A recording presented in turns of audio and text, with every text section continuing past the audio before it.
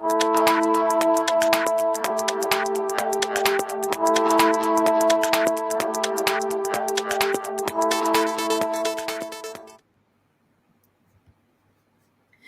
moneymakers, welcome back to another episode of Taking Stock Live. I'm your host, Kalila Reynolds, and we're bringing you all the latest business news and telling you how it will affect you and your money.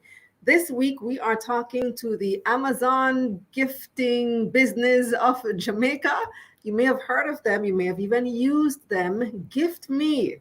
They're in, I don't even know how many shops right now, how many retail stores. I went on their website and I just kept scrolling and scrolling and scrolling and scrolling.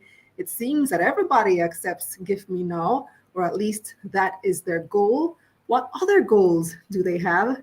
And do they ever plan to take this company public? We're going to be talking to them later on in the program. But first, let me ask you to hit that like button, subscribe to this channel, and share with a friend. And of course, let us know in the chat, where are you joining us from tonight? What part of Jamaica or what part of the world? Now, come on, let's get this money. On this episode of Taking Stock, it's like Amazon but for gift shopping. GiftMe is a digital marketplace that allows users to customize and redeem gifts from a wide selection of merchants at any time. But how does this platform work, and what are the company's plans for growth? Co-founder and COO Rashidi Thomas joins us live to unwrap the details. And the analysts weigh in on the latest market developments. Jamaica Group profits are up 64% for the first half of 2024. How did they achieve it? We'll discuss their latest financial statements. Here's what's hot, brought to you by JMMB Group, your best interest at heart.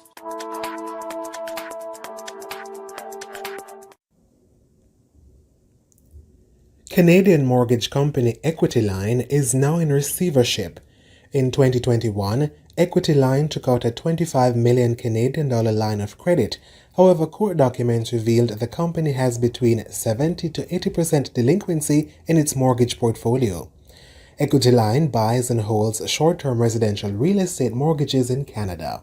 It is also listed on the Jamaica Stock Exchange, but was recently suspended after withdrawing its financial report. The company had previously signaled its intent to wind up operations. There are increasing calls for the Bank of Jamaica to cut interest rates as the country's inflation rate stays within the target range for the sixth month.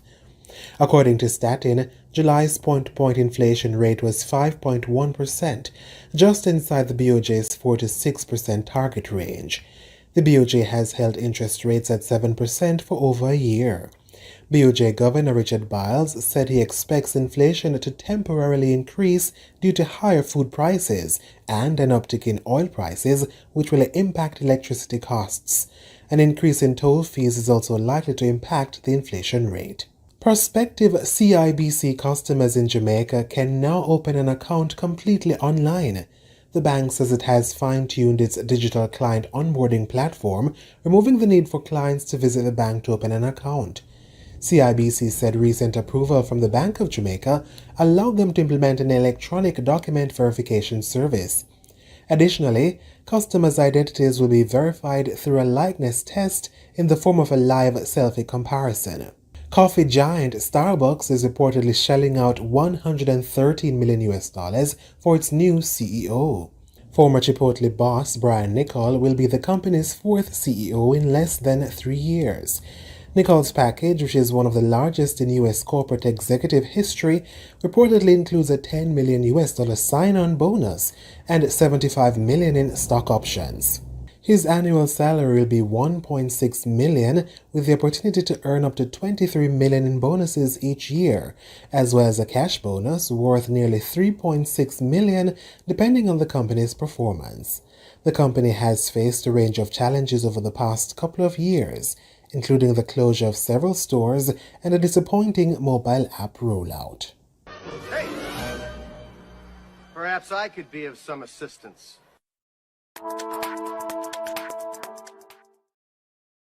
Welcome back. Welcome back. Let me see who we have joining us in the chat so far this evening. Antoinette is joining us from Black River in the house. Nana Sense is live and direct from the good up Old Harbor. Not from far, far away this time. Nana Sense, you actually give us a real location. Wow. Sean is joining us from across the world. Dwight is in Spanish Town. Shavane is in Portmore. Christopher is in Kingston. Robert commenting, great night as BOJ announces interest rate reduction to 6.75%. We're going to be talking about it later on with the analysts. Raquel says, good night, learn, grow, invest. Making a comment on that interest rate reduction. Indeed, we have been watching it for months and talking about it so much on this show. I'm excited to have that conversation later on. Let me see who else is here. We got Garfield from Portmore, LGI in the house. Motivation says Crossroads plugin. And over on Instagram, we've got Welcome to Jamrock in NYC. We have Warren in St. Catherine.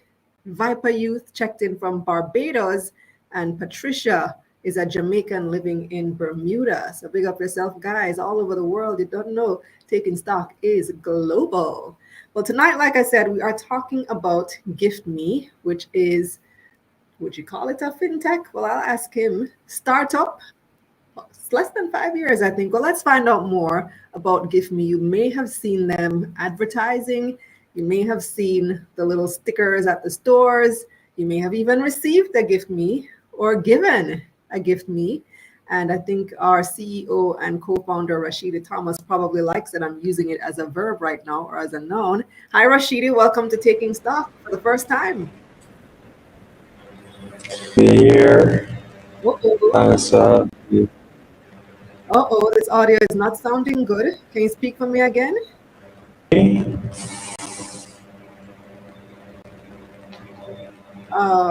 There was a drag in your audio. All right, tell us a little bit about yourself, Rashidi. Yes, I'm Chief Operating Officer. This is not working. No, this is not working. So we are going to have to figure this out behind the scenes. 1 second.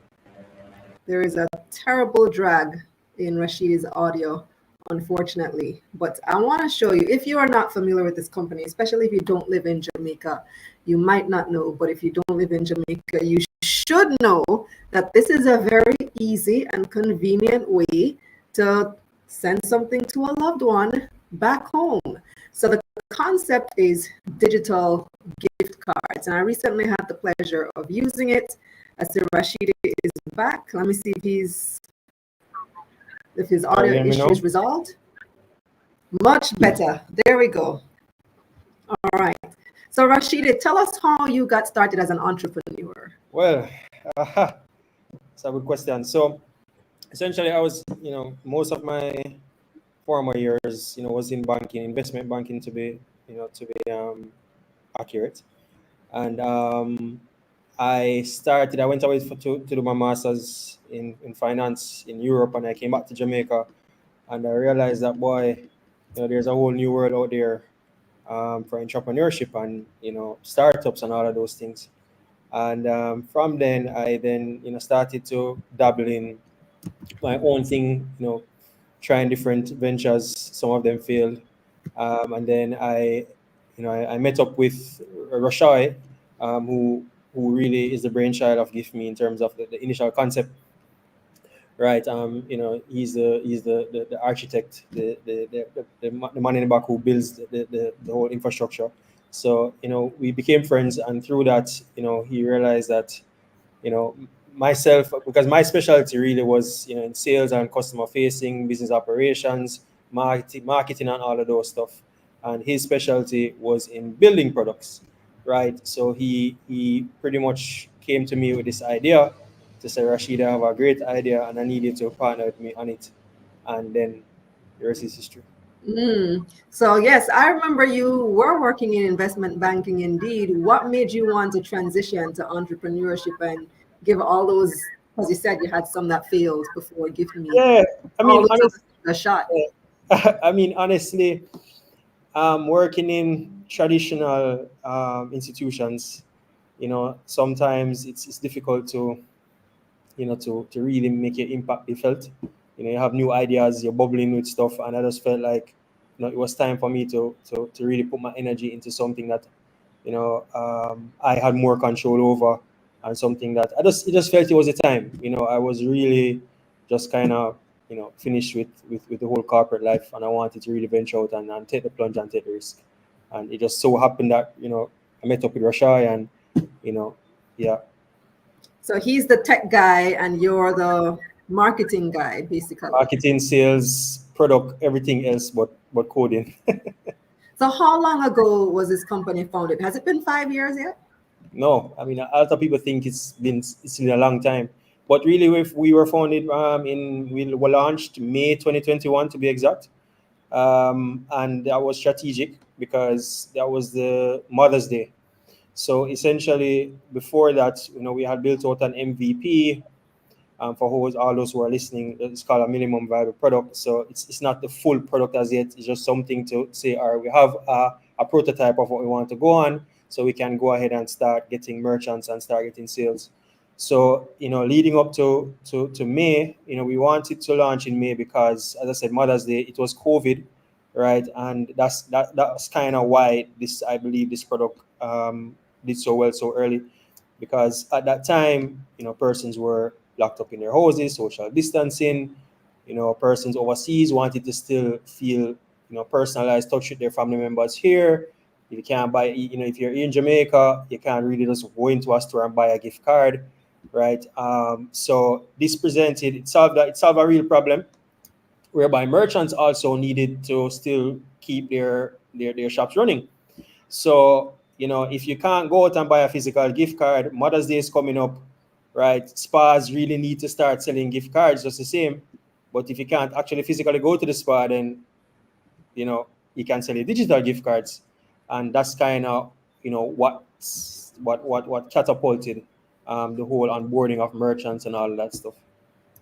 So I was very impressed when I went on your website recently to buy an e-gift card, and I saw the categories and all the merchants that you have, because I remember when you guys started, there was just a handful of merchants on there, and now it's basically every Jamaican company. GiftMe. So how did you get all of these partnerships? I mean, to be honest, Kalila, it's just a lot of groundwork. In startups, they say that you have to do the things that don't scale. And that really means a lot of walking up to merchants, banging on doors, right? Camping out, speaking to decision makers, asking friends to put you on to people who they know, all of that stuff. And really, as I said, it's solving a real problem, right? And what our value proposition is to these merchants is that, hey, we can give you access to different distribution channels if you partner with us, right? Persons can stay from overseas and buy a gift card, right? They can't do that now if you don't have an online channel, right? We also partner with a lot of companies in Jamaica who uses our platform to buy gift cards in bulk for their staff members. And through that, these merchants also get easy access, right? Whereby now maybe a company would have maybe bought the predominant merchant, the big supermarkets or gas stations. But when the company buys a GiftMe card, the employee can choose to use it wherever they want to use it, right? So we give pretty much access to all of these merchants, on a greater scale. And that's the beauty of it, because you can buy a card for a specific merchant, or you can just buy a card, put $10,000 on it, and tell the recipient use it wherever you like. Yeah, and people really love the convenience, to be honest, right? You know, we track user behavior, and we have a lot of repeat customers. So once they come on and the service they enjoy the experience, the recipient gets the gift card, they go to the store and they redeem it, and they say, "Hi, it works." Then that user really never goes back to going into their car to go and get a physical gift card anymore, because it's just so easy. So it's really the convenience factor, that really, sells itself. So Sean wants you to walk through how the buying process works when I purchase a gift card, how can the person I send it to use it? Well, so you'll either visit the website or download our app, and you pretty much select the merchant you want to buy. If it's a Fontana, Starbucks, Island Grill, whatever, you select the value of the gift card you want, and then if you want to, put personalized touch, you can add a nice little artwork. You can add a video. So if it's for your girlfriend or your mother or something of the sort, and you want to, add nice the video, you can, or add a nice message. Once you have curated your gift card, you then go to the checkout, enter your credit card details, and that gift card then is then sent to the recipient via email or via SMS. Once they get that, it's a link that they click, and it opens up a nice page with a QR code with their balance, with the video if you send one, with the message if you send one. And then what the recipient is doing now is just taking that QR code image, showing it to the cashier, and the cashier then scans the QR code, and that's it. So you guys are a tech startup in Jamaica, 3 years old. What challenges have you had trying to launch and scale this business so far? I mean, peer persons see that we have so many merchants and think we did this, it's so easy. I can tell you it's extremely hard.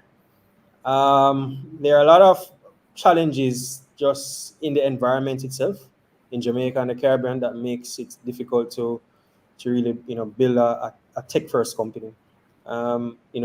We have a population that it's really suffers from how would I say, tech phobia, right? Persons may be hesitant to use a Jamaican website, but they would gladly go on Amazon and buy something off Amazon, but they don't trust maybe a Jamaican site.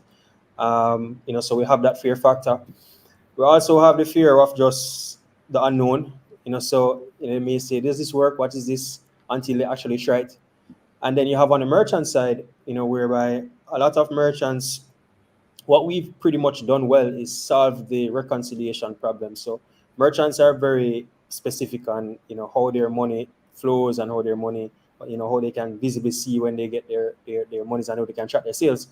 So essentially, we had to overcome that credibility hurdle as well, with the merchants, because you just can't go to a merchant and say, "Hey, I'm GiftMe, come on board." I mean, no, it's a little bit easier because we have so many merchants, but in the early stages, we had to prove that this was a real thing. We could actually drive sales, and in building a marketplace such as ours, it's very difficult to really build both sides of the marketplace. What I mean is this: you can't have a lot of merchants on and there are no sales, and you can't have a lot of users coming to the website and there are no merchants, right? So that within itself, is what we call a chicken and egg problem. You kind of have to make both sides, the demand and the supply side, simultaneously. And so when persons come on the website and it's, "Oh, if you only have like 20 merchants, this is foolishness. Nobody wants to, this is a joke." So it really took a lot of strategic work in how we really built out that supply, and then simultaneously bringing users to the platform, and kind of overcoming those fears as when user as the customer goes through that buyer journey. How many team members do you have now? 11, and we full-time 11, and then we have a few persons who we contract sometimes. Nice. Did you have to raise funds to do that? Yeah. Yes, definitely. We had an angel investor, who really believed in us and believed in our vision at a very early stage, and we really use that funding to really, help us to get where we are at now. Big ups to your angel investor. Yeah, How hard is it? every time.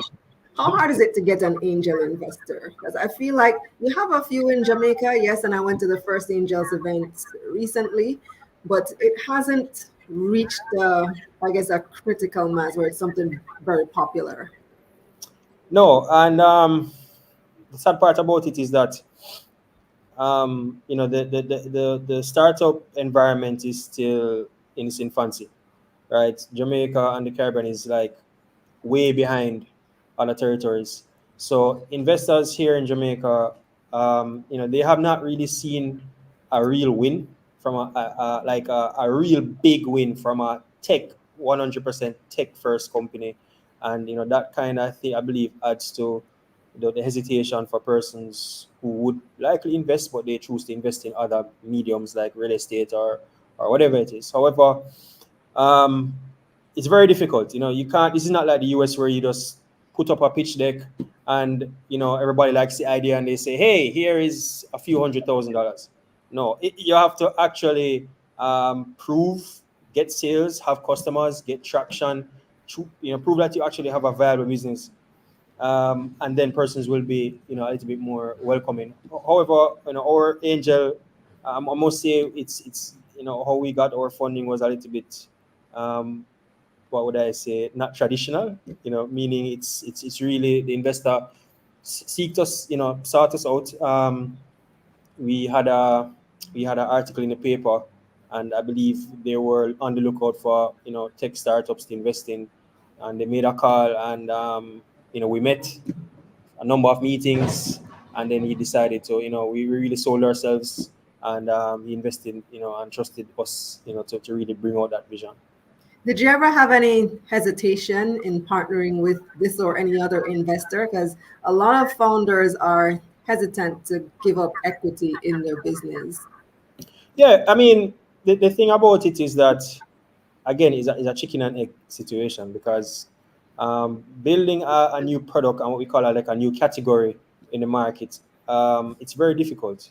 It's extremely difficult. And fintech, the fintech space is, I would say, the maybe the most difficult product to build in startups. Right? You have persons who build subscription tools, subscription companies, sorry, productivity tools, all that stuff. But startups where fintech startups where you need a large influx of capital to get going, right? Because you're now marketing and want a lot of users. It's very difficult.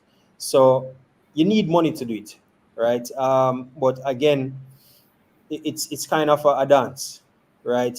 What I always suggest is that if you can get a little bit of money, right, without giving up equity, maybe scrape up some from your friend or family, just to prove that your product works, and then you can then go to an angel investor after you have proven that it works. Because if you go too early, right, then the angel is going to say, but you don't even have a product. I'm really investing in an idea, and for that risk I'm going to take upfront for you at this stage, i'm going to need more equity, right? So I always recommend that as much as possible, when you're building a startup, try and, from by any means necessary, get money, without having to sacrifice as much equity.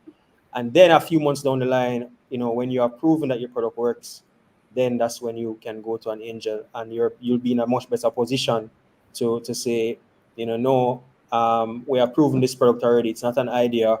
This is our vision. This is our market. This thing can scale throughout the Caribbean, throughout the world, etc. And at that point, you put yourself in a better position. Your angel is Jamaican. Yes, he is. What is it like working with an angel investor? I know some are very involved, others are give you the money and leave you alone. Honestly, our angel is the latter. He's not necessarily so involved in the day-to-day operations. We keep him abreast of our developments and our financials, and we meet with him on a regular basis. But he's not in this industry, so we lean on him for more, strategic wisdom, and making a few calls here and there, because he's somebody who is connected.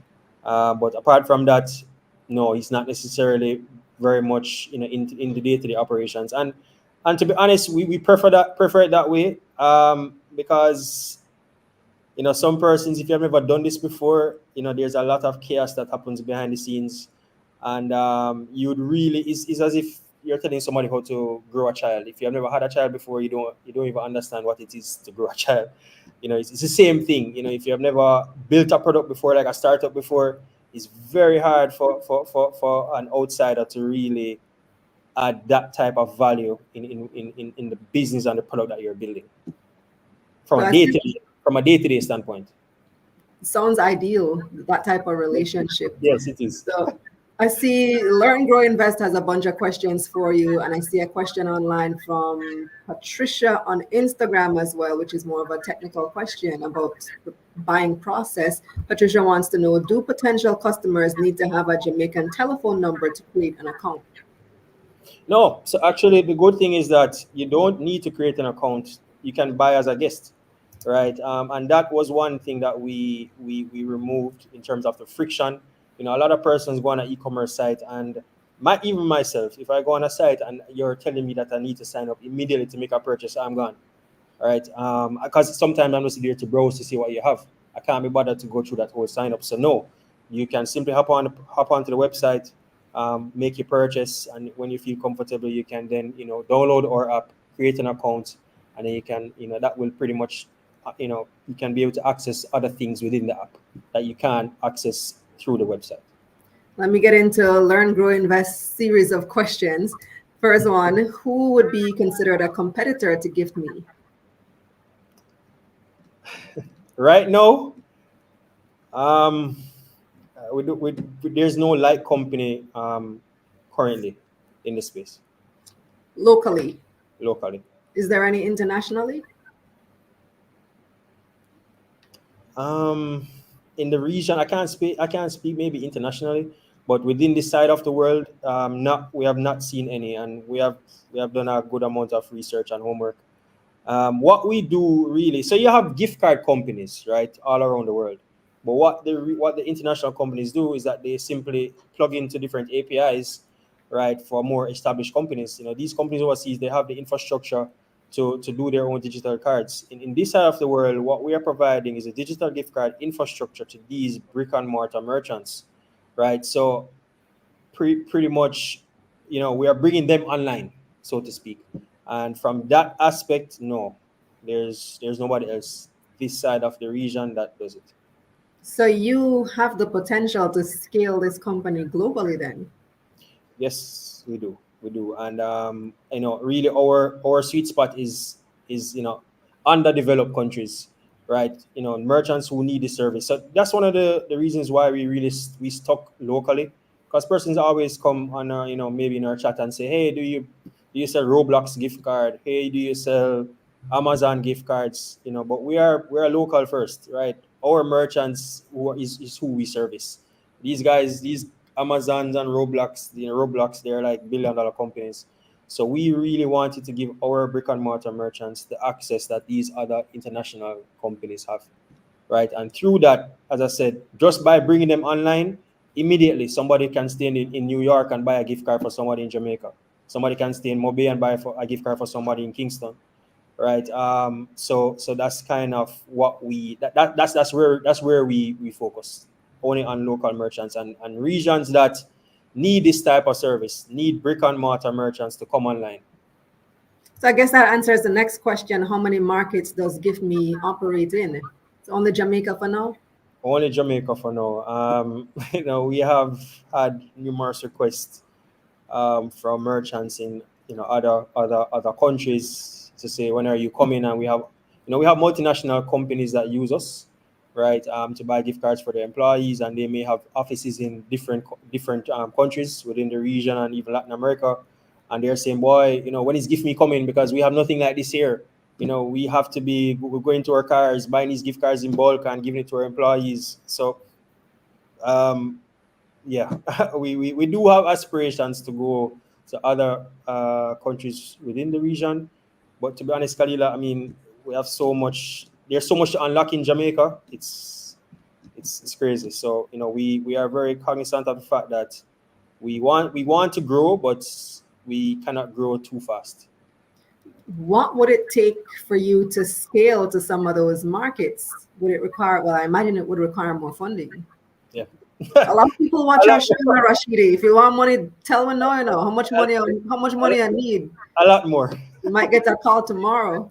A lot more funding. Definitely a lot more funding. That's the major thing. And we are still, you know GiftMe is a very expensive product. Persons may only see on the front of it that we do gift cards, but if you download our app, for example, you can request a gift card, right? So we have now introduced a new feature whereby persons who want to ask somebody for money in a nice way, they can send a gift card request like think please call Oh, me. yeah. You know, So like a please call me, please please gift call me, me. please give me, right?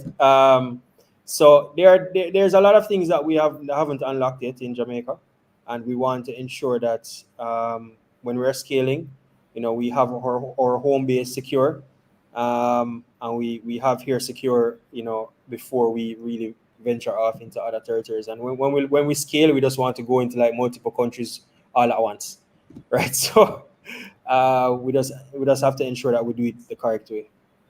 A couple more questions before we wrap, Rashidi. So Garvin, well, this one is a comment. Garvin says, I love Give Me service and flexibility, especially the corporate option. Great way to reward staff. You can even use a Give Me to pay your JPS bill.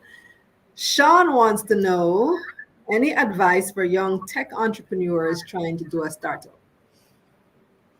Don't give up. I mean, that's that's Said always with my a sigh. advice. I love the sigh before you said that. Like, Yeah, because it's tough. I mean, it's tough. I'm not even going to front. I tell people this, that this is the hardest thing I've ever done in my life. And I'm being honest about that. But it's very fulfilling. It's very rewarding when you can conceptualize a product or conceptualize how you can make somebody's life easier by introducing this new feature or something, and it comes to life and people are starting to use it and you start to monetize it, and you're really impacting your customers in a positive way. So I mean, my advice would be, just don't give up, and iterate fast, right? That's one thing. Don't get married to your idea.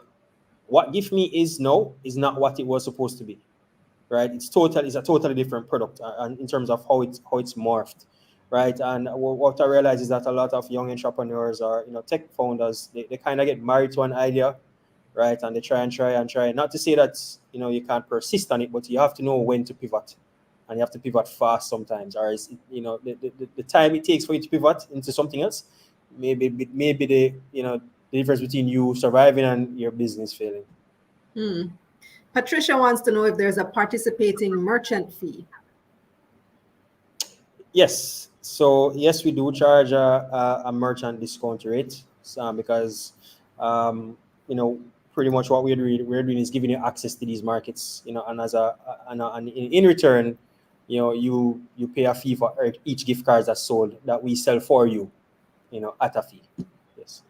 Okay. So, and if people want to, if a merchant is watching right now and wants to join the Give Me platform, how can they do that? Well, what they can do is go to shopgiftme.com. There is a button that says for merchants. Click that button. Do your pre-sign up registration form, and the merchant success manager will reach out to you to walk you through the process. And finally, any plans to ever do an IPO? I was waiting on that question. Persons have been asking us all the time. So, I mean, as a startup, yes, and a startup that's taking investors' funds, one of the question is, okay, how am I going to exit? Where's my exit? And an IPO is one such avenue, whereby investors will realize the gains of that investment. So yes, an IPO can be a way in which we go about that exit, but we're at currently at this point in time, there are no immediate plans to list on the exchange. Okay. What's your timeline, possibly? Why? 5 years? That depends on a lot of things, and I mean, it really depends on how fast we grow, right? It depends on the environment, because what I mean the environment means that currently right now interest rates are very high. It's not a good time, in the equities market at this moment in time. Right. So market conditions, will also determine that. And just from a valuation standpoint, as I said, there are different ways to exit. If a large gigantic company from overseas say, hey, give me, you have a very good product and we want to give you X amount of money, all right, to buy you or whatever it is, you know, that's also can be looked at as an option versus IPOing. So, but I mean, at this moment in time, we're just really focused on growing the business, growing a real sustainable, profitable business. and then we see that where that takes us. Well, thank you so much, Rashidi, and all the best with GiftMe. Thank you, Khalida. Thanks for having me, and thank you, viewers, for your questions. Looking forward to your growth. Now it is time for our poll question this week. You may have heard the news about UA Hospital not accepting. How you go? Let me not spread wrong news. But there was some news recently about UA Hospital and bed space. Let's put it that way. And I know I've been told by reputable sources in the medical community that the resurgence of COVID has been putting a strain on several medical facilities, including UA. Beds are filled with COVID cases and this new strain that has been going around, and it has proven to be deadly, as we know, the original strain was. And so my question to you tonight is about this new strain of COVID. Are you taking it seriously? So I never stopped taking it seriously. So you're still masking up. I don't see many people masking up and social distancing anymore. So I never stopped taking it seriously. B, it will pass soon. That will blow over. C, this is just another scare tactic. D, wait, there's a new COVID strain? You didn't even know. Or E, leave a comment. So you have another opinion, just leave a comment and let us know. Are you taking this new COVID strain seriously? Let us know in the chat, or you can take that poll on the community tab of our YouTube channel or over on Twitter. Now, have you signed up for the Money Mission community yet? There's an all-new premium experience launching very, very soon. And I'll tell you about it later on in the show. But right now, here is a clip from the last session of Money Mentorship.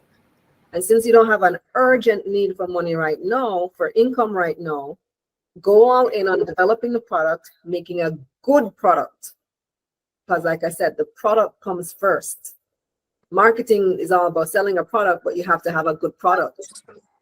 Or else people will buy once and say that you ripped them off and they won't buy from you again.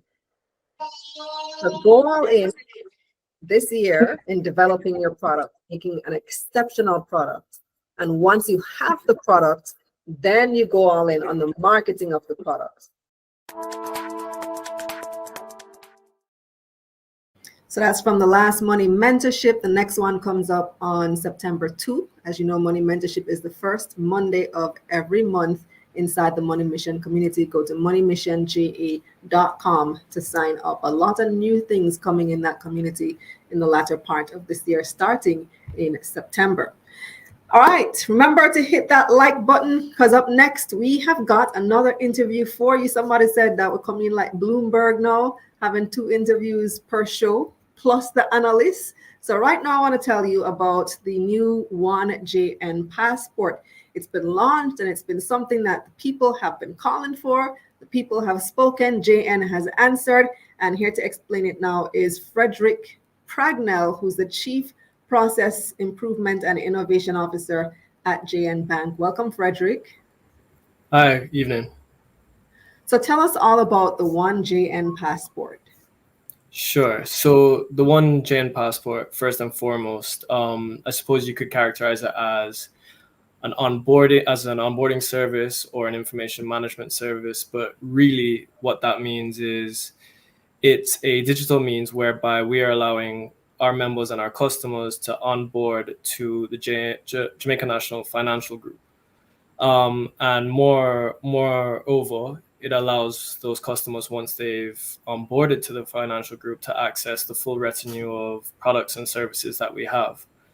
And so that's very simple in the way I've described it there. But I mean, moreover, even more than what I've just said, it's really the experience and the accessibility that we provide through the application that I think also is a key hallmark of it.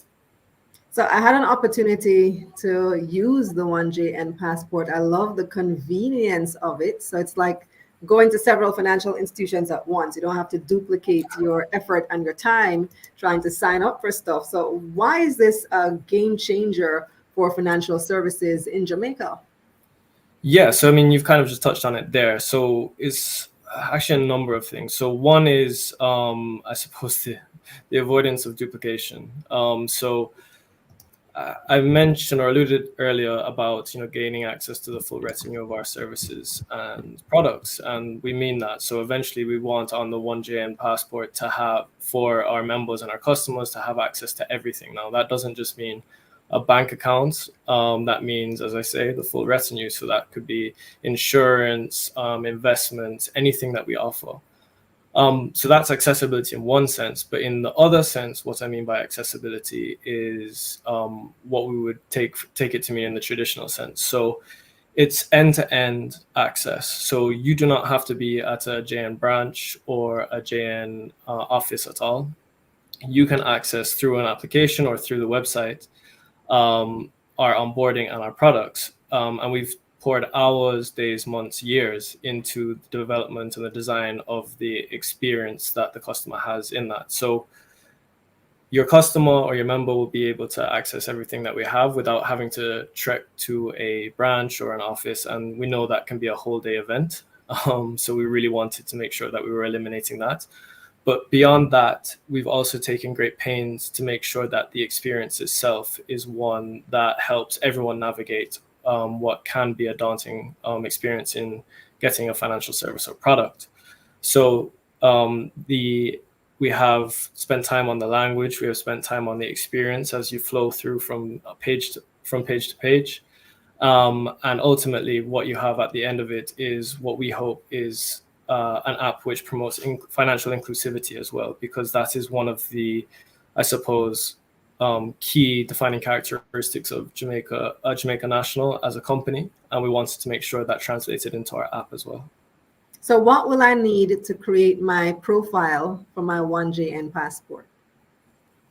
Not much. You'll need, obviously, your basic biographical information, which you'll obviously have in your head. You'll need a government-issued ID, and you'll need your TRN. On top of that, so that's the stuff that we need basically to establish who you are. But on top of that, for security measures and for obviously digital access, you're going to need your email and your phone so you can receive an SMS. And that's so that we can, do the very fundamentals in security and access, make sure we're doing two-factor authentication and things like that. Sean wants to know, so I can borrow a mortgage or an unsecured loan using the app. Do I need to have an account with JN to use it?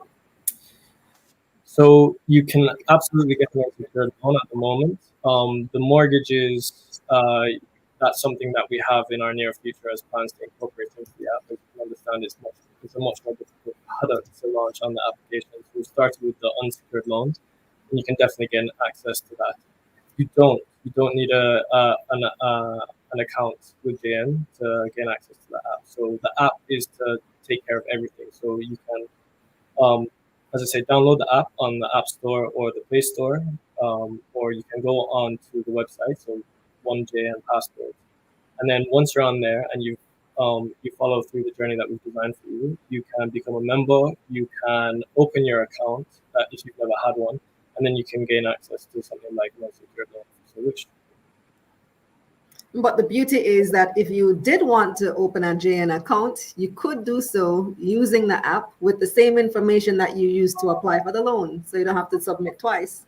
No, absolutely. Yeah. So that's a very good point. So one of the hallmarks and defining characteristics of this, as we've kind of intimated already and touched on, is that we're avoiding duplication. So for example, say, Kalila, if you were applying for something, and when you joined on the application, you provided your information and you submitted some documents digitally, and we had that on record. If you came back, say 2 weeks, 3 weeks, a month later, we wouldn't need to go through that process again, nor would anyone. We have that information on record, and we're going to use it for any other product or service that you apply for. So that possibility of duplication is gone now.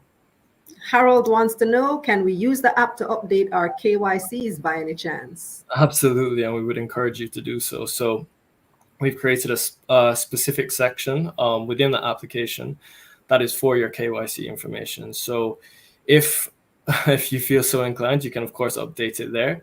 Or if you want to apply for a product, if you want to open an account, whether it's your local JMD, USD, Canadian dollar, or sterling account, you can, and you haven't updated your KYC, when you go to apply for it, the app will prompt you to enter your KYC information and any documents you might be missing. So, yep, you can update it by yourself, or we'll just prompt you to do it when you apply for a product. Perfect. And where can people go to download the app, the 1JN Passport? Yep. So if you want to download the app, you go to the Play Store if you're using an Android device, and if you're using an Apple device, you go to the App Store, and it's 1JN Passport, as you say, or you can go on the website as well. All right. Awesome. Thank you so much, Frederick. Thank you.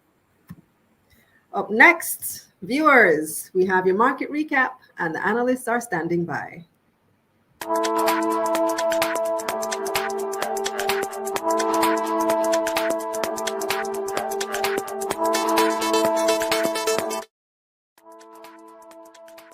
The JSE Combined Index lost over 3,000 points or 1% last week. 120 stocks traded across the main and junior markets for the week ending Friday, August 16, 2024.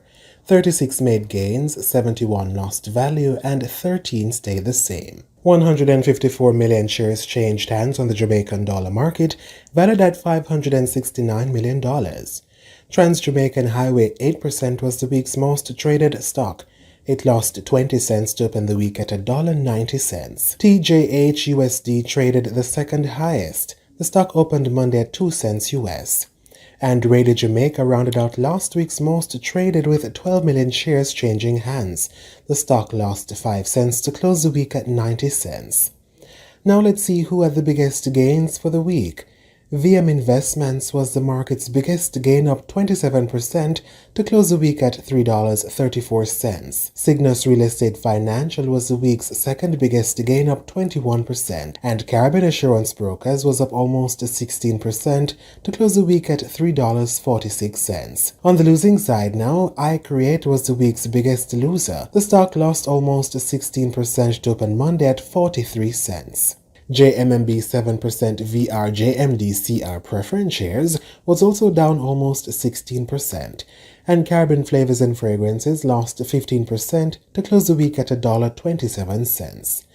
Over on the Trinidad and Tobago Stock Exchange, the composite index lost 30 points or 3% last week. Massey was the most traded stock.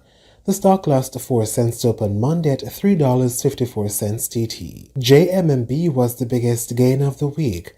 The stock was up 2%, starting the week at $1.07 TT. And on the losing side, Guardian Holdings was down 17% to open Monday at $12.18 TT. Over in the US, the Dow Jones and S&P 500 were both up 3% last week, while the Nasdaq gained 4%.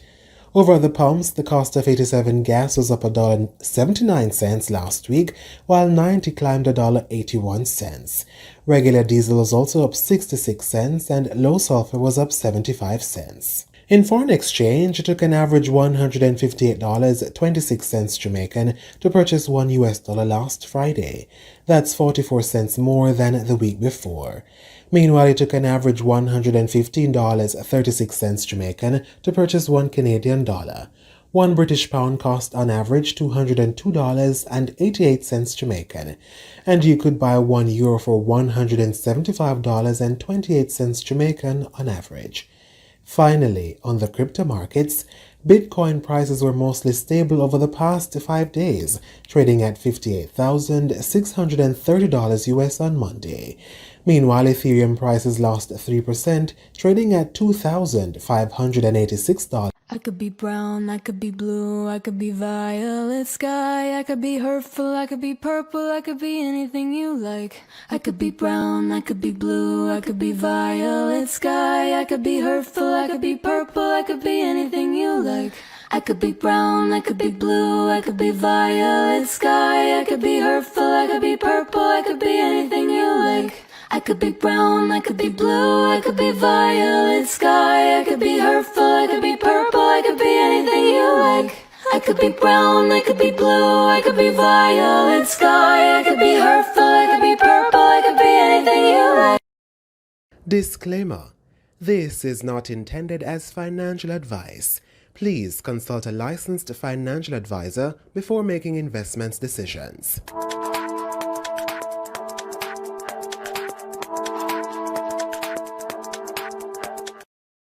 Welcome back. Time now for the analyst. Let me introduce our panel for this evening. Joining me is senior trader at JMMB, Andre Reed, and business writer at the Jamaica Observer, David Rose. Welcome, Andre. Welcome, David.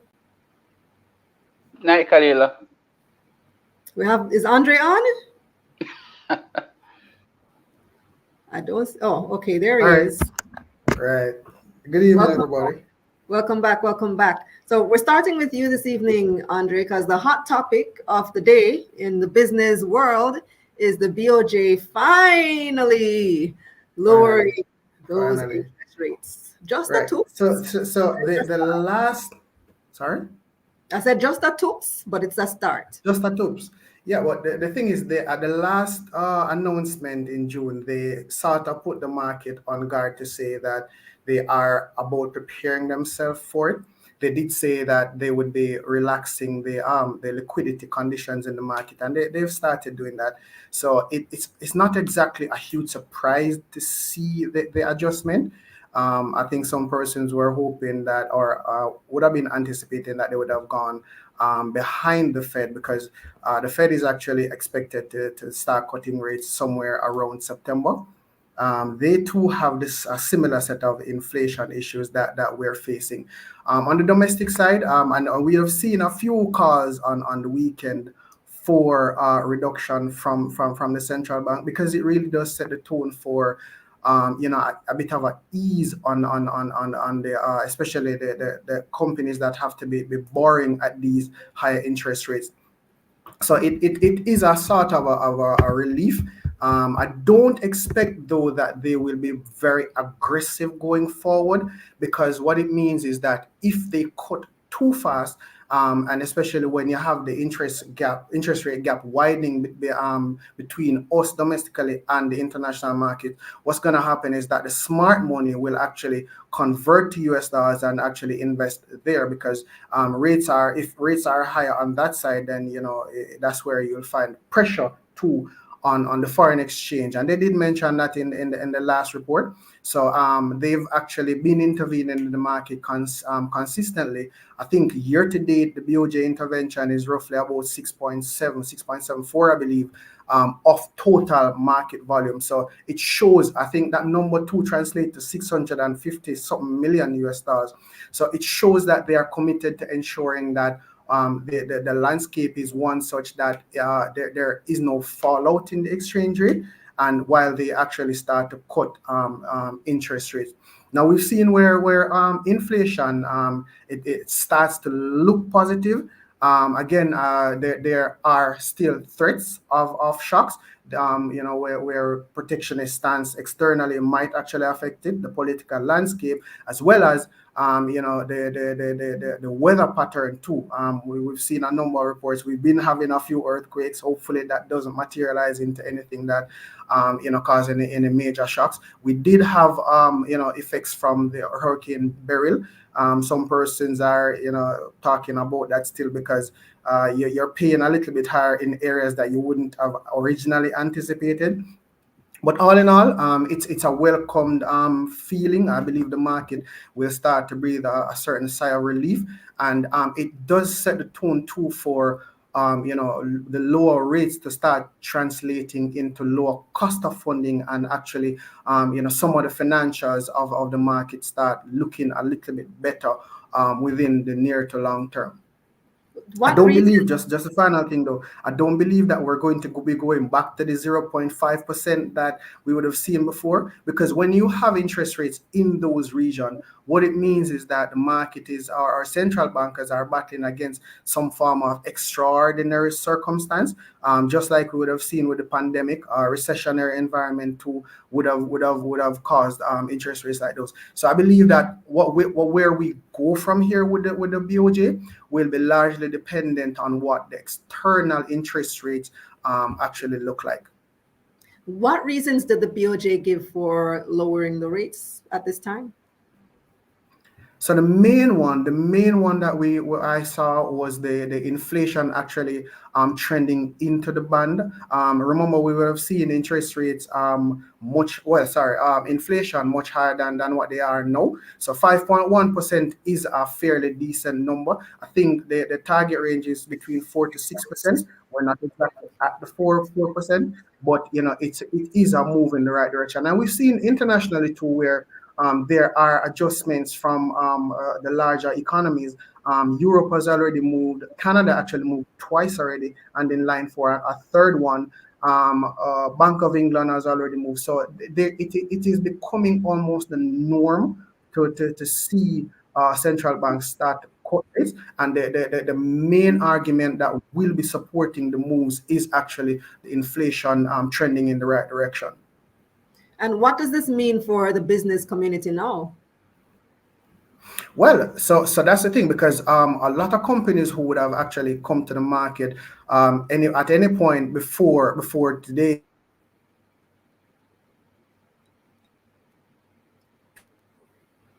Okay, Andre is frozen. All right, Andre is frozen, unfortunately. Hopefully we get him back. But in the meantime, I said David here commenting, David Gray commenting, a lot more countries have cut rates already. Motivation wants to know, will the interest rate to borrow loans from banks lower for someone taking a loan from the bank? Remember, the thing is, what we have seen in the past is that the banks take a little while to react. So because the BOJ cut rates today doesn't mean that the banks are going to cut rates tomorrow. It takes a few months before it passes on. And sometimes it takes multiple cuts by the central bank before the banks start responding. Because I remember when we were coming down the first time, when we ended all the way down at 0.5%, and every single policy decision, the BOJ was coming, it was another cut, it was another cut, it was another cut. And the banks did have a substantial lag, a few months behind the BOJ, but the BOJ is the one that sets the pace. They set the tone for what the commercial banks are later on expected to do.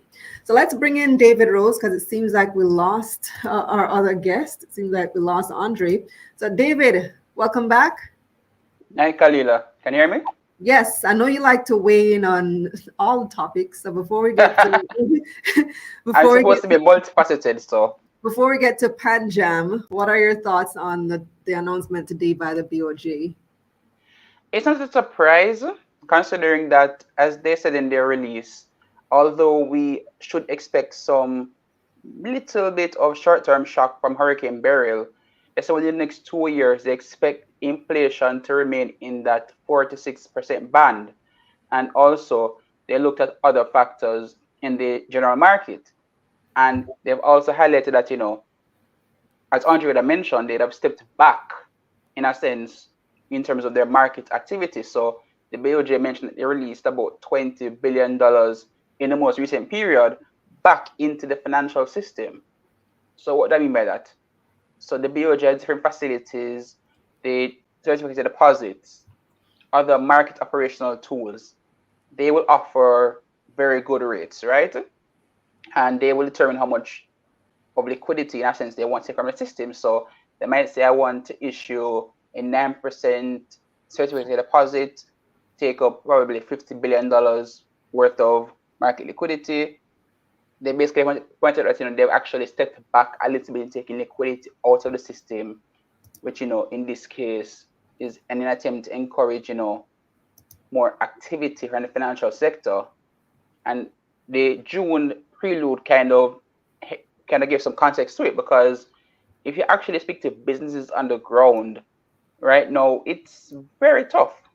So while the macroeconomic numbers look a little bit peachier, the truth of the matter is, on the ground for the microeconomic side, for businesses, it's very tough. So you're seeing, businesses report lower sales, lower profit. And remember, we decided to increase the minimum wage and security costs recently. And it's just kind of like double whammy in a sense. So not surprised. And 25 basis points is a small amount to start. The next BOJ meeting is end of September, for their subsequent meeting in November and for December. And the funny thing is, the BOJ has, been the leader ahead of the U.S. Federal Reserve. So whereas we have to do interest rate adjustments earlier than the U.S. Federal Reserve, we have to do our cuts earlier than the U.S. Federal Reserve. And one thing for context is that Andre mentioned about a differential gap is what you've probably seen in the last couple of weeks is the FX rate is not 158.44 as of today.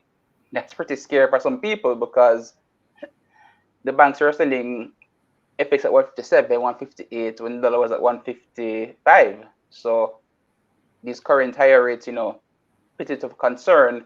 And that's why, you're not going to probably see an aggressive cut in that same direction without, in this case, our multilateral partners being the USA having a similar adjustment in their monetary policy.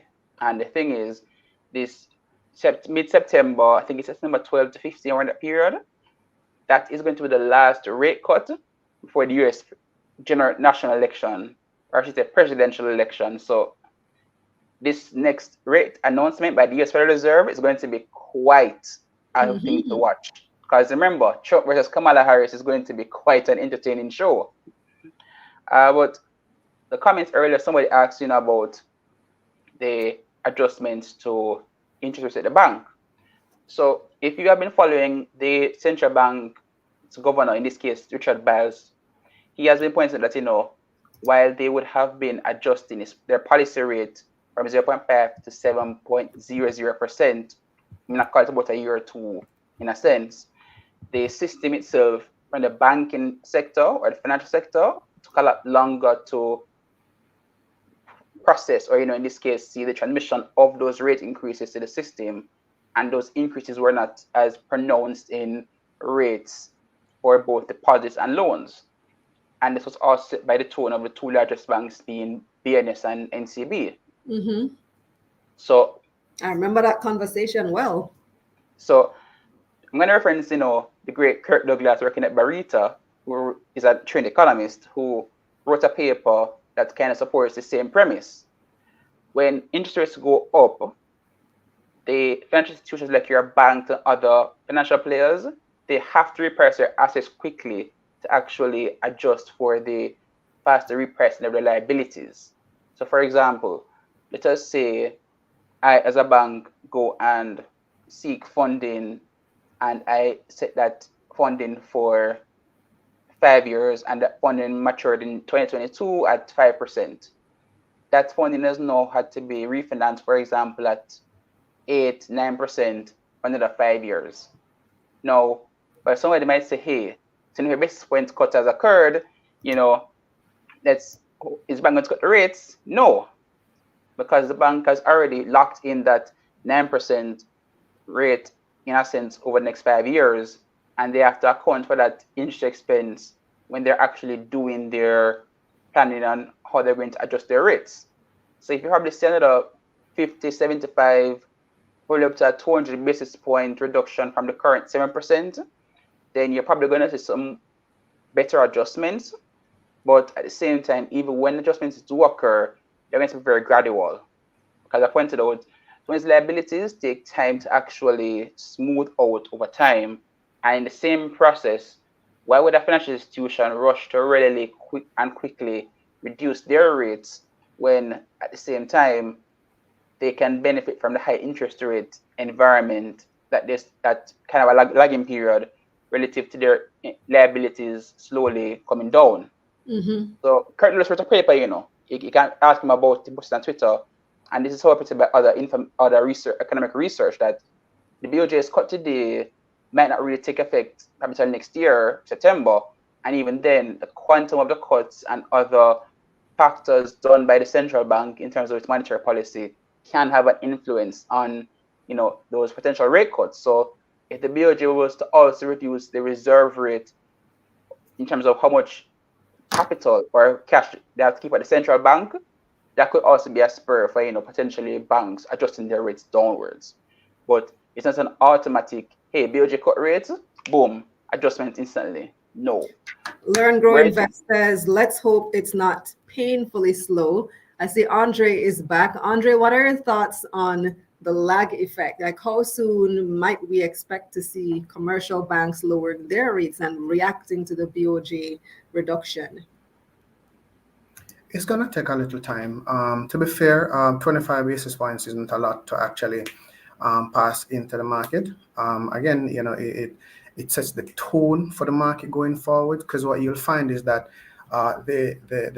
you buy ahead of the curve. So you find that some persons will be actually looking for longer dated assets at current yields, or probably, the market has been positioning for this for the better part of 2024. So it's not strange to see that the conversation is actually materializing around the adjustments. So you find assets have been bought ahead. On the financing side now, I think that's where the question comes in. I believe that we will see the market asking to lower rates on the borrowing side faster, but it's going to take time for 25 basis points to filter into the market. I believe until we get to maybe about 100 basis points, 75 to 100 basis points, you'll start to see the adjustments there. But I just want to put one thing back in the conversation, that we would have seen the BOJ CD, 30-day CDs, peaked at somewhere, I believe, 11.9% that was, and then gradually reduced down to the last one would have been 8.4%. So the market overall is understanding and appreciating lower rates, right? But again, it's going to take time for all of that to be passed on to customers and seeing lower rates translating to the balance sheets. Awesome. Thank you so much, Andre. David, I'm going to throw it back to you. We want to talk about PanJam now, because the group seems to have had a pretty good second quarter, which ended in June. So give us the highlights. So Jamaica Group, combination of Jamaica and operational Jamaica producers, it would have seen a 5% increase in revenue up to $9.5 billion, but with the higher operational expenses and their subsidiaries, alongside a relative reduction in the share of profit from its associate, the largest one being Jamaica Group Jamaica, we would have seen a 2% reduction in the net profit attributable to shareholders to $1.05 billion. Now, it sounds a little, sad to hear that, but remember, different cycles and the nature of Jamaica Group's business or its diversity is going to create those peaks and troughs and those erratic periods. So in their case, they recently sold the joint venture business in Dalmore that they did with Norbrook Equity Partners. They bought a new business in Belgium under the juice business on the June quarter, and they're just holding on to a lot of cash and capital across the group. So as it currently stands, you're talking about $3.8 billion in cash, and then you have another $11.9 billion in repurchase agreements. And this is also against the backdrop of the fact that they can pick, choose, and choose what they want to acquire. So what do I mean by that? So they can readily acquire any business with the cash on their books, even from the perspective of some of that cash being at some of the subsidiaries like Kingston Wharves, but still it speaks to the depth and scale of this overall group. And they just increased their dividend by 25% from 10 cents to 0.125 cents. That record date is for next week Friday, payable in September. But pretty interesting group. They mentioned that they sold some property during the quarter. They also, under the property segment, they also mentioned that in the financial services segment, Sagicor Group Jamaica, where they were 30.2% stake, would have had a pretty rough quarter based on all the developments that have taken place. Otherwise, for the most part, it's a pretty interesting holding company, pretty large depth and scale and size. And when you think about it, it's the company that has the largest stake in Kingston Wharves, 40 2.7%. They have the second largest stake in Sadie Group Jamaica, 30.2%. They are, I think, the fifth or sixth or seventh largest shareholder in JMB Group with about 2.5% stake. And they also have this very diverse range of securities in their books, portfolio and properties. So interesting business. Looking forward to see, how this JP infusion will further accelerate the business going forward, because the JP Snacks Caribbean business is actually back to profit. So good things going forward, basically. I have a question from Roswell. Roswell says PanJam paying 10 cents in is it 10 cents or 0.1 cents in dividends? There is better in other companies. Oh, it's not a question, it's a comment. There's better in other companies from a dividend standpoint. It's not really a dividend company at this point, in all honesty, because the thing is, Jamaica Group Jamaica pays most of the dividend income that they can distribute to shareholders. But you have to remember, they would have just done the amalgamation of Jamaica Producers, which was a share transaction for assets. So the Jamaica Producers transferred their operating businesses into PanJam Group for new shares. Those new shares has caused the number of shares in PanJam Group to also increase. So had you not seen that increase in shares overall, you probably might have seen the dividend be at 30 cents per quarter or something like that. So in this case, it's just showing that, when you have more shares, you might pay the same amount nominal in dividends, but the per share amount might go down.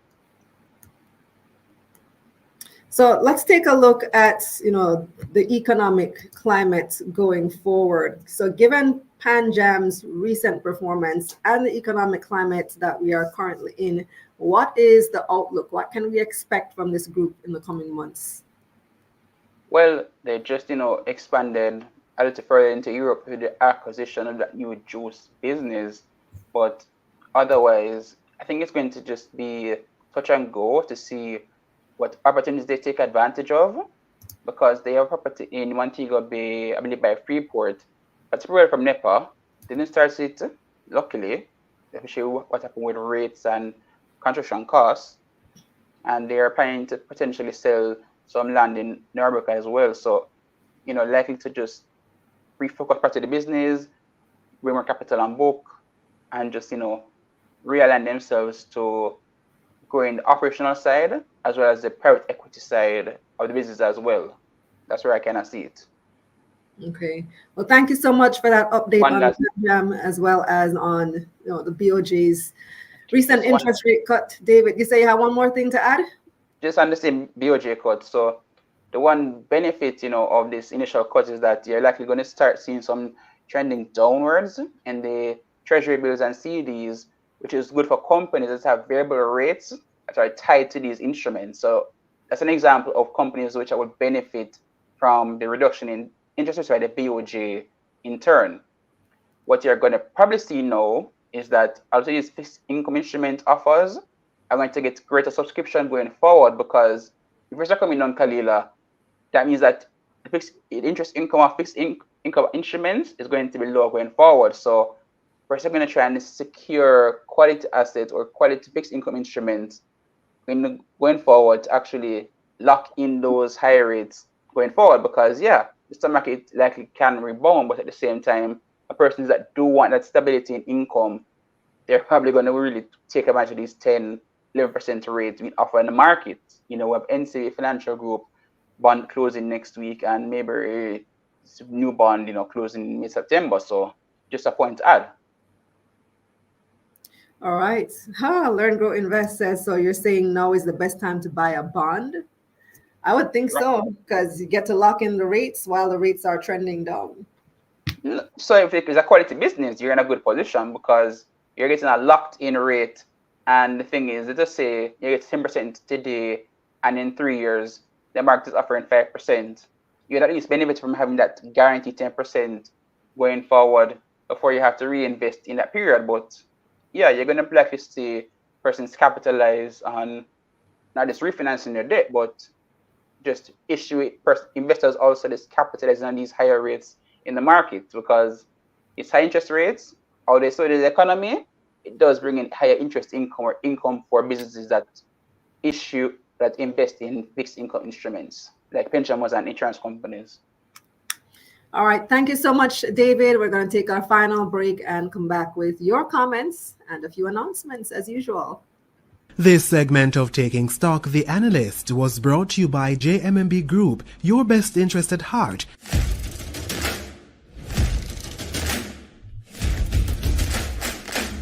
Attention! Are you struggling with money? Trying to figure out how to pay off your credit cards? Are you ready to learn how to invest and grow your money? I'm Kalila Reynolds, the Money General, and I'm on a mission to help you get better with money. Join me inside the Money Mission community where I'll teach you how to manage money, make more money, and annihilate bad debt. Click the link in the description to sign up for your basic or premium membership. Let's get this money.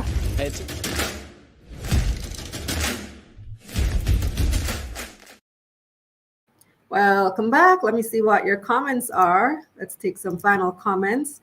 Clarissa wanted to know if GiftMe was coming to Belize. Hey, Clarissa. Hey, everybody in Belize. Hi, Dad.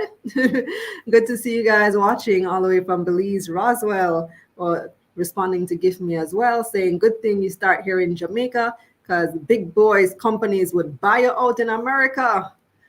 I don't think they would mind a buyout, you know.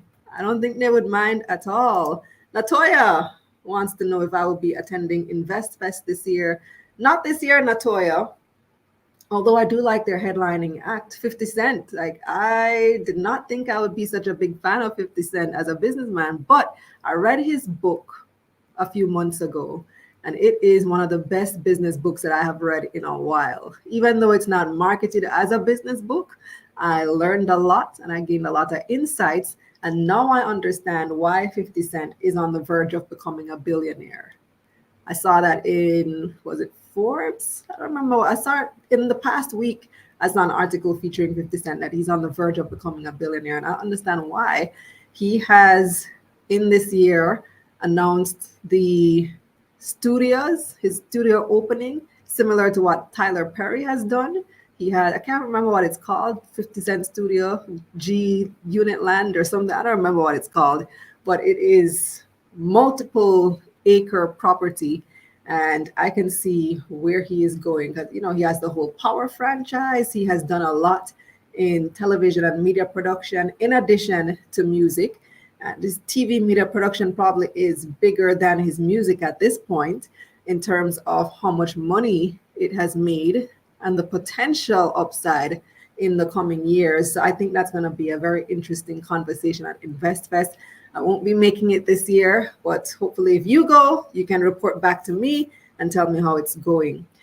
Javon wants to know if anyone's interested in Mayberry or NCB bond that is currently out. And I saw someone in the chat said that yes, they are. Mayberry has a new bond. I think it's at 10.75%. And NCB has another one at about 11 point something percent. So the bonds are out. Roswell says, Mayberry coming back to market for bond raise. What about the first bond that they got already? Actually, this is the third in recent times because they did one earlier this year. They did one last year. And here they are again. Quite likely, so Mayberry's in the business of making money, right? So quite likely, they just see an opportunity. People are willing to go for bonds right now. So why not come to an offer to market with an offer that people are likely to participate in and raise money fairly easily? Roswell again says, my assessment of tough liquidity is that it affects interest rates. So people who are not optimistic take their money out of the stock market. I will buy much stock. Learn, Grow, Invest says, start dollar cost averaging into your favorite stocks if you're not already doing it. And then again, adding a little time in Jamaica is 12 to 18 months, talking about the lag between the amount of, between when the BOJ announces their interest rate cuts and the banks finally start following suit and passing that on. 12 to 18 months is what LGI says. And then adding that price increases fast and decreases slowly. And that is an absolute fact. Let me see what else we have here. Roswell says, hope the bond pays out on time. No worries for extension. Rich Activities says, I'm watching the replay, but it's GiftMe not serving the States yet. So if you are in the States and you want to buy a GiftMe for somebody in Jamaica, you can do that. But they are not currently serving companies in the States. So if you're a merchant, currently they're only serving merchants in Jamaica, but not in the United States or anywhere else. They have ambitions to eventually do that. But right now, the only merchants that you can buy a gift card for are in Jamaica. However, you can buy that gift card from anywhere in the world. Learn, Grow, Invest says Money Media opening a movie studio one day too. Actually, we are opening the Money Studio very soon. Soon launch the website, but we are launching it under a membership model.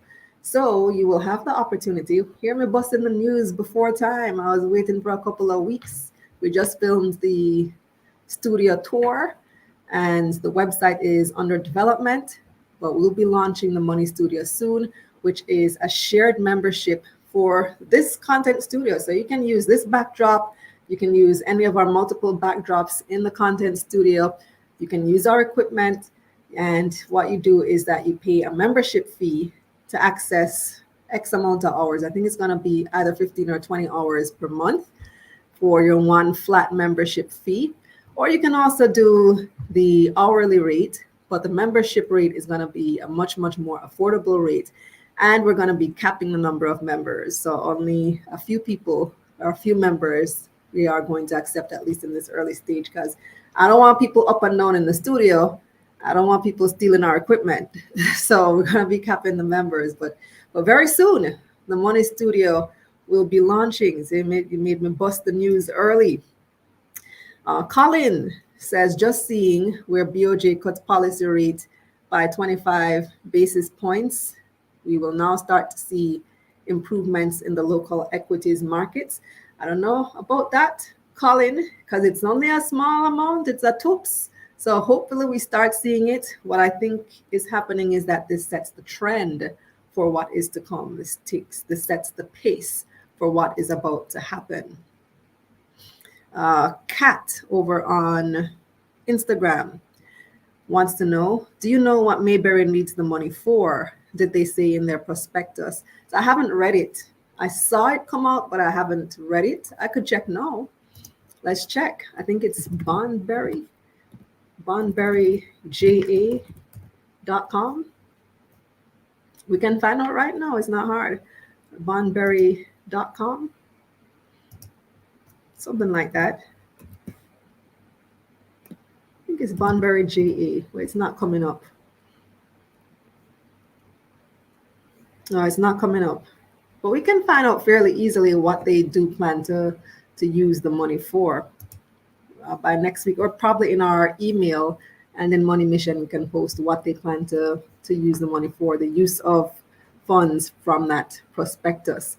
So I did say that we have a few announcements, so I kind of bust the Money Studio news early. The other news is that we are relaunching Money Mission new premium experience very, very soon. Our new website is currently under development. It is far advanced. I had a look today and love how it's looking. We are going to be starting with the first of our newly relaunched and redeveloped courses, which is Build Your Budget. That's Mission 1. So we have 6 missions. Is it 6? 6 missions inside the Money Mission premium experience. Mission 1 is Build Your Budget. Mission 2 is Debt Do-Over. Mission 3 is Investing for Beginners. So this starts our wealth building missions. Mission 4 is Real Estate for Beginners. Mission 5 is Small Business Systems, which is a brand new course that we're going to be launching. And Mission 6 is Money Marketing. So by the end of your premium experience in Money Mission, which should take you about 6 months to a year to complete, you will have a fully transformed financial experience. So your budget will be done for the year. You will have a plan to get out of debt. You would have started investing already. And if you have already started investing, you would have added to your portfolio and been able to track your gains. You would be able to start investing in real estate. I can't guarantee that you're going to start within the year because that could take more time. And if you are interested in starting a business, you would be able to, you would have the foundation to start that business and know how to market that business. So it's a full transformation that takes you through various stages of what you need to do with your money. And we're going through an entire year for this program. And I'm excited to launch it in the coming weeks. I've been working around the clock to get it done. Quite likely we'll see Mission 1, Build Your Budget, launch on September 1. We're working diligently towards that goal. And let me tell you now, once everything in the new premium experience is complete, the price will be going up. Because right now it's at $299 and it's going to be too much stuff for $299. So it's going to go to probably $399. I haven't decided yet. But if this is a transformation that you want for yourself, then I encourage you to do it now before the price goes up later this year. Go to moneymissionja.com. We have made the experience a lot more interactive. We're going to be investing a lot more time in developing the community aspect, making sure that we're leading conversation in the group, and that people who are doing the courses part of it also participate and share their progress within the group. So I'm looking forward to how that is going to be developing in the next couple of months. So like I said, go to moneymissionja.com to get started. Yeah, I see this comment here, and every time I go in Money Mission, I think of this line from, it's a soca artist. I don't remember which soca artist, where I say, your mission, should you choose to accept it. I always hear it in that voice. Let's see what else we have. Sean wants to know if 1GS is making the website. No, it's not 1GS. It is actually being done in-house by our, well, let me not say in-house. It is somebody who's been contracted to us for probably the past 2 years or so now, who's been working with us. Same person who does all our graphics is now working on the new website, among some other things. Roswell says, take one bond to pay back for another another for investor. Weird. Not necessarily, that's finance. And Raquel is reminding you guys to like the video, subscribe, and become a Money Mission member. Yep, do it now before the price goes up. Because when everything is done, you're going to see a huge transformation and a huge difference. So we've come to the end of this week's show. Thank you guys for joining us yet again. Thanks to Rashidi Thomas, co-founder and COO of GiftMe. Also Frederick Pragnell from JN telling us all about the 1JN passport. Thanks again to our analysts, David Rose from The Observer and Andre Reed from JMMB. Make sure that you guys like the video, subscribe to the channel, and share with a friend.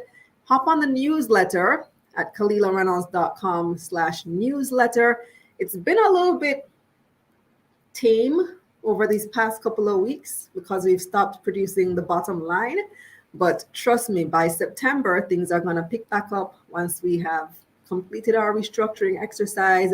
We have developed all our content for the new Money Mission series and all the courses that are coming there. A lot more is going to be happening with the newsletter. In addition to, you get your breaking money news, your IPO alerts, your investment alerts, and so on and so forth. Remember, the Money Dictionary is also out. You can get a free download at themoneydictionary.com. Turn on the post notifications so that you can be the first to know when everything drops. Make sure that did I say like video already? I did. Follow me on Instagram, Twitter, and TikTok at Kalila Ray. Also on LinkedIn, I'm quite active there. I've been sharing the journey and the story and, giving you guys day-by-day updates, building in public, letting you know the progress. I've been documenting that over on LinkedIn. If you want to connect with the analysts this week, check the description box below for their contact information, and also visit the website, KalilaReynolds.com, for financial information you can use however you like it. Watch the show, listen to the podcast or read the articles. Now tell a friend about taking stock because investing is the new sexy. So let's make it cool to talk about money. I'm Kalila Reynolds. Thanks for watching and see you again next week. Let's get this money.